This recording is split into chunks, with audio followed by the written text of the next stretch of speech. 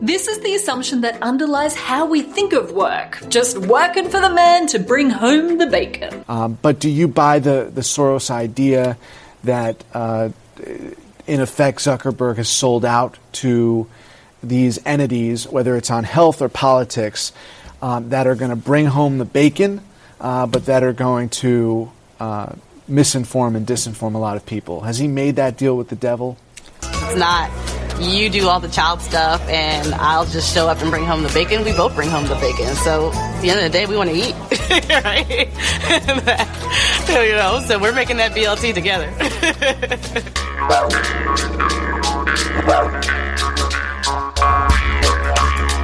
G'day guys, and welcome to Aussie English.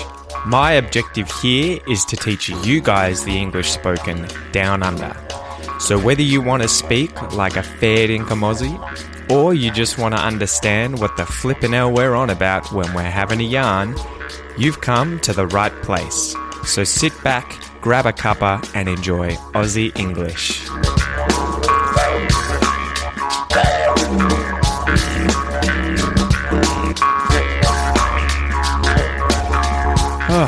Alrighty. G'day you mob, how's it going? Welcome to this episode of Aussie English, the number one podcast for anyone and everyone wanting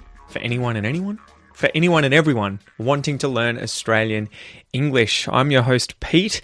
If it's your first time listening to the podcast, welcome. It is a great place for you to level up your knowledge of Australian culture, Australian history, Australian news and current affairs, as well as Australian English and English more generally. If it is your second, third, fourth, 100th time back, welcome back again. Thank you so much for listening to me and, bringing me into your life, into your lounge room, into your commute, your work commute. If you listen to me when you're on the train, the tram, in your car, wherever it is. So before we get into it, guys, if you want the transcripts, the downloads, and access to the premium podcast player, make sure that you sign up for the premium podcast membership at aussieenglish.com.au/podcast. If you want access to all of the courses I create for these expression episodes, numerous other courses related to natural English expressions, interview episodes, and a great deal more, as well as 3 weekly speaking calls with teacher Ian, make sure that you sign up for the Aussie English Academy, which you can find at aussieenglish.com.au/academy. But aside from that, guys, let's get into it. So I thought I should tell you a little bit about what I'm up to at the moment. I have, as of today, just decided to sign up for a keto diet application. So keto is short, it's I guess sort of slang for ketosis, which is when your body goes into a metabolic state where it's breaking down ketones as opposed to glucose. So that's kind of complicated biological speak, but effectively ketones are fats that get broken down and can be converted into energy, but your body will usually prefer to break down glucose, whether that's because glucose is easier to break down or because if it builds up too much and you become hyperglycemic, it's dangerous for your body. But glucose is sugar.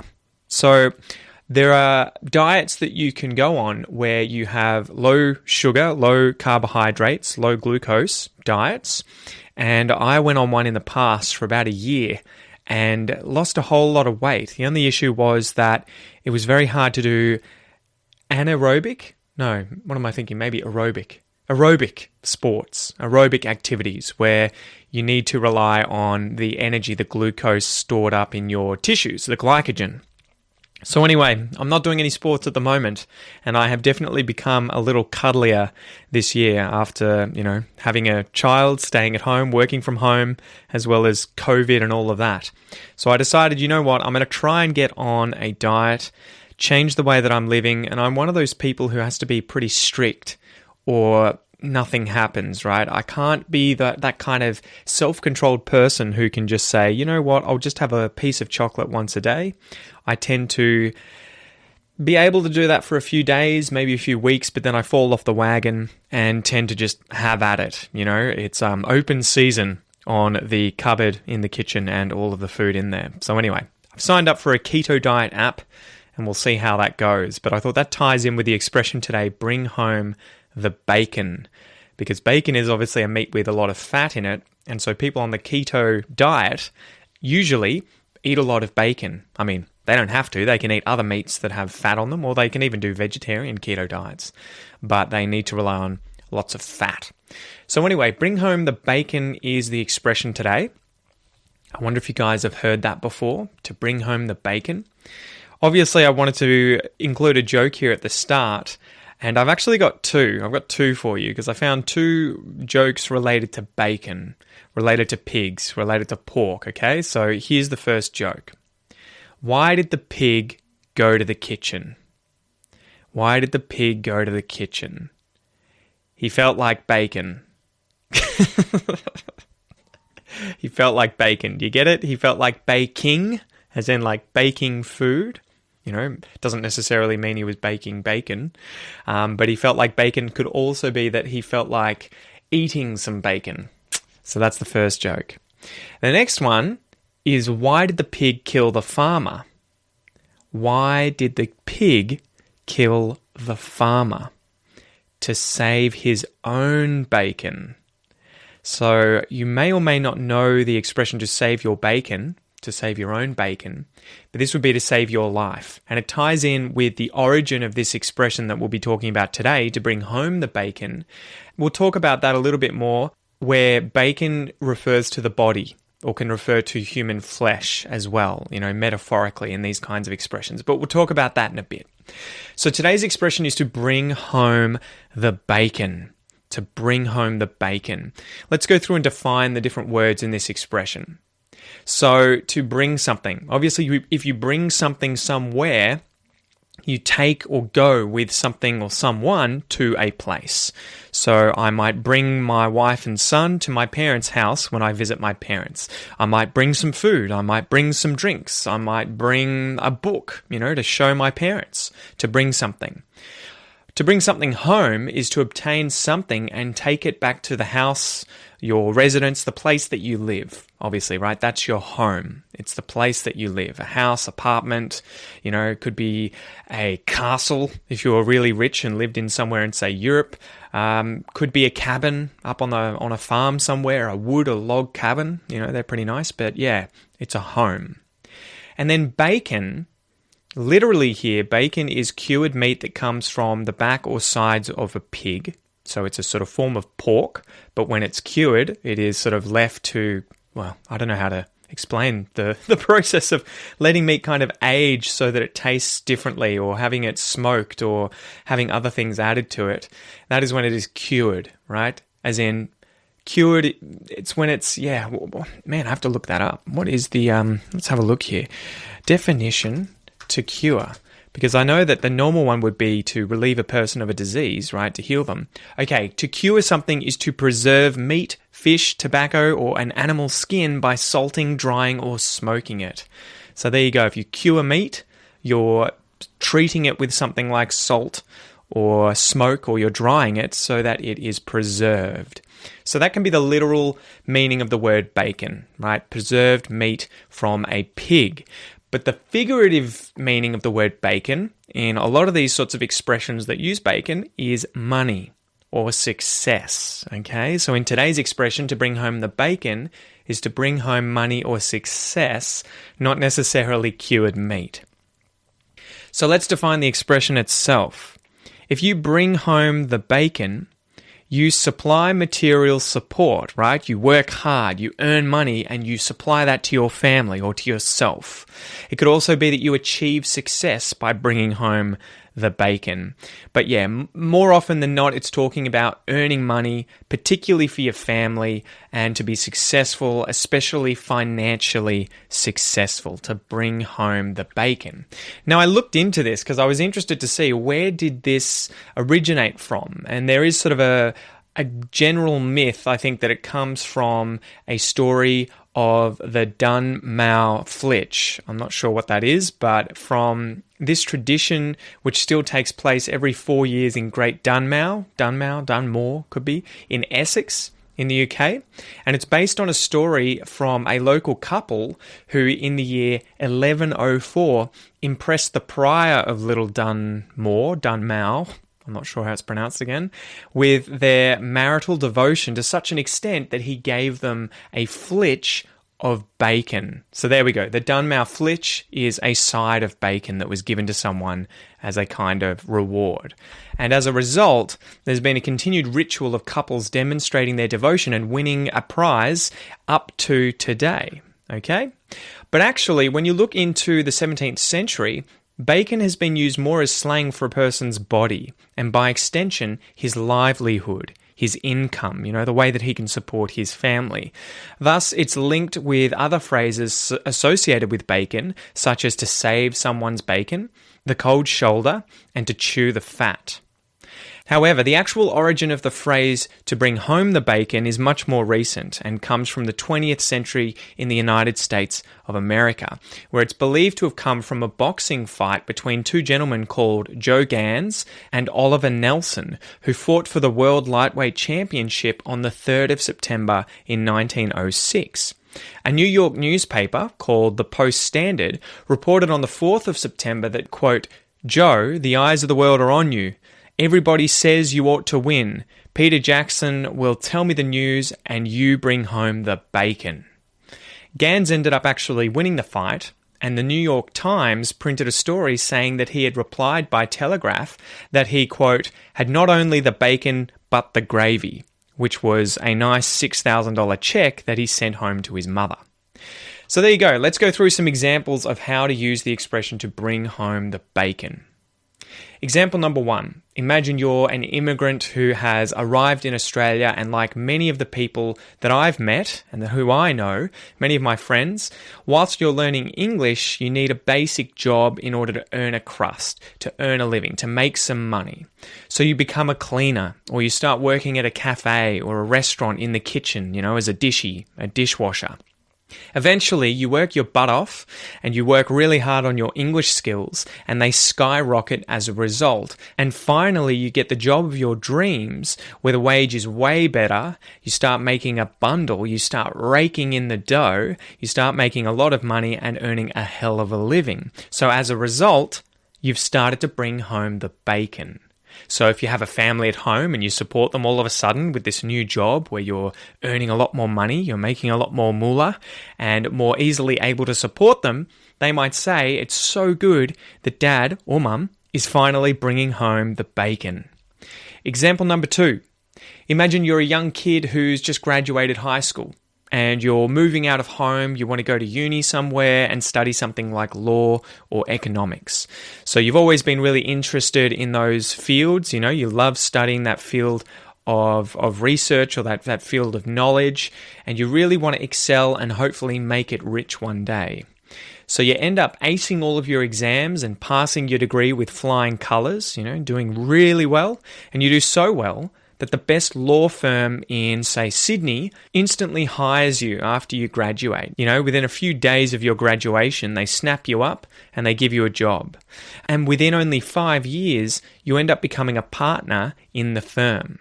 So at this point, you're thinking, now I'm starting to bring home the bacon. I'm making a bucket load of money. I'm really bringing home the bacon. Example number 3. Imagine that you love your game shows on TV. You love watching shows like Wheel of Fortune, Deal or No Deal, all these shows where people get up on stage on the TV and they play these weird games. Sometimes, where they get asked questions, you have to answer the question based on your knowledge, or they might be sort of like luck games, and you can win a bunch of money. So as a result, you get on this show, you work really hard, you get through the early rounds and you end up winning a heap of money and you bring home the bacon. So your family's stoked, they're really chuffed, they're so happy and excited, they're so pleased that you're bringing home the bacon. So there you go, guys. That is the expression to bring home the bacon. It is to supply, say, your family with material support, right? To work and earn money to bring home to your family. But it could also be to be successful, especially in financial terms. So let's have a listen again to those examples that you heard at the start of this episode and see if you can now understand the context of how they were using the expression to bring home the bacon. This is the assumption that underlies how we think of work, just working for the man to bring home the bacon. But do you buy the Soros idea that, in effect, Zuckerberg has sold out to these entities, whether it's on health or politics, that are going to bring home the bacon, but that are going to misinform and disinform a lot of people? Has he made that deal with the devil? It's not. You do all the child stuff, and I'll just show up and bring home the bacon. We both bring home the bacon. So at the end of the day, we want to eat, right? So we're making that BLT together. All right, good job. So now, as usual, let's go through a little pronunciation exercise where you can work on your pronunciation, your rhythm, your intonation, your connected speech, everything like that. So I'm going to go through a little word stacking pyramid where I add words to the expression, and then after that, I'm going to conjugate the expression in a series of sentences using the different pronouns in English. Okay, so you ready? Let's go. To bring. To bring home. To bring home the. To bring home the bacon. To bring home the bacon. To bring home the bacon. To bring home the bacon. To bring home the bacon. One day I'm going to bring home the bacon.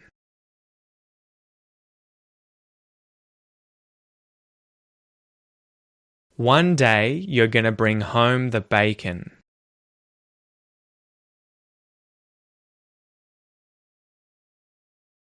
One day he's going to bring home the bacon.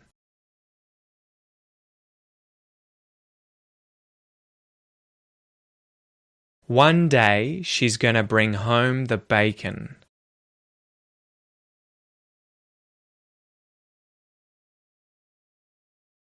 One day we're going to bring home the bacon.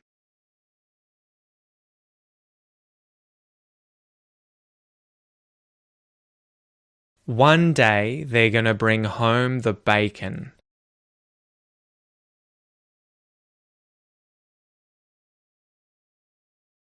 One day it's going to bring home the bacon.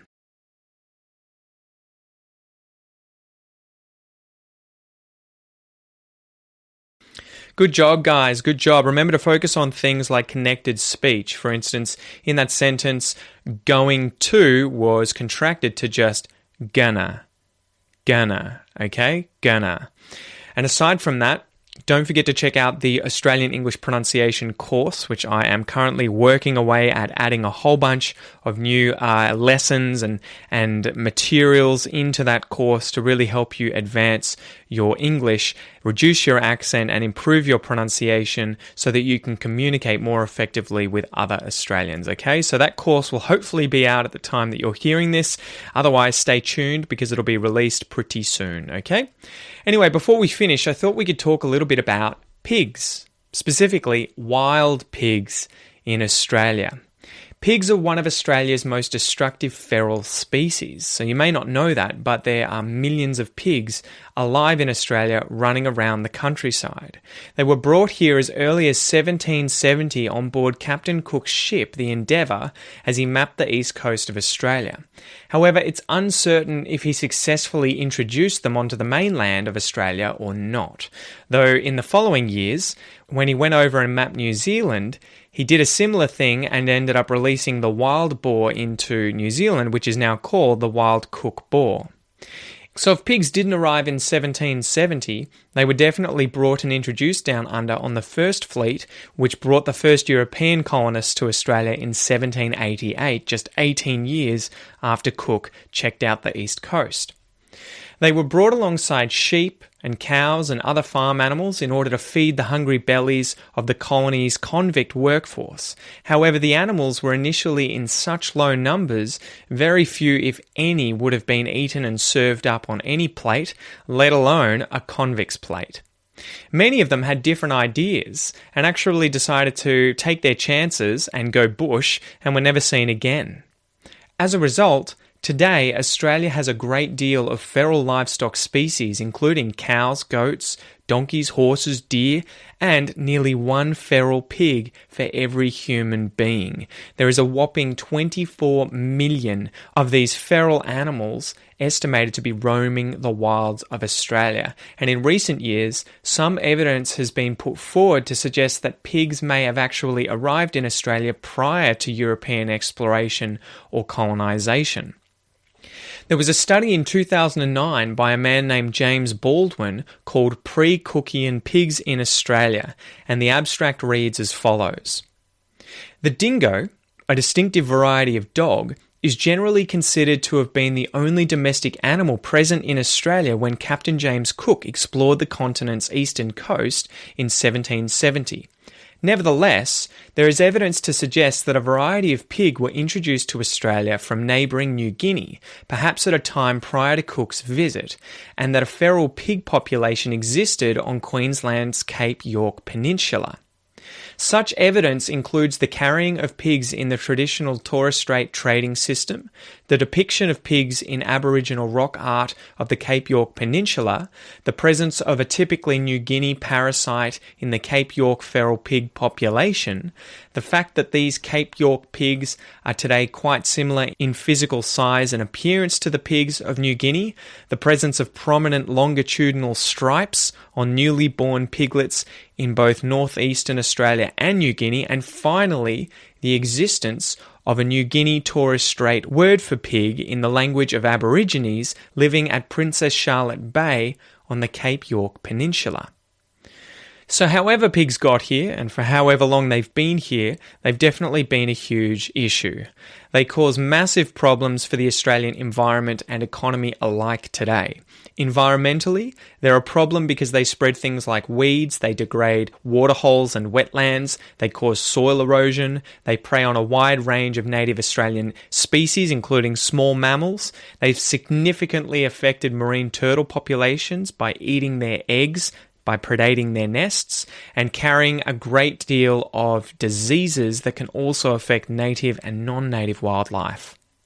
Economically, they're a burden because they damage almost all crops that are grown down under, from when they're sown to when they're harvested.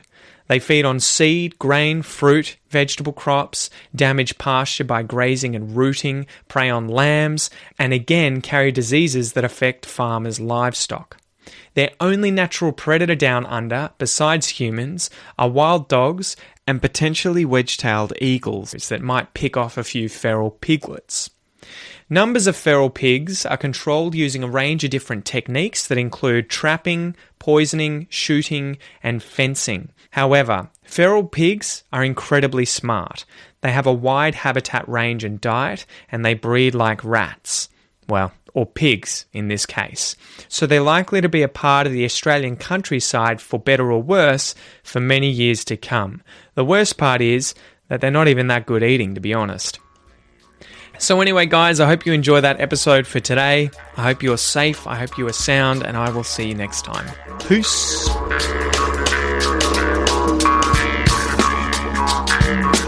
G'day, mate. Thanks for listening to the Aussie English podcast. If you'd like to boost your English whilst also supporting the podcast and allowing me to continue to bring you awesome content, please consider joining the Aussie English Academy at www.aussieenglish.com.au. You'll get unlimited access to the premium podcast as well as all of my advanced English courses, and you'll also be able to join 3 weekly speaking calls with a real English teacher. Thanks so much, mate, and I'll see you soon.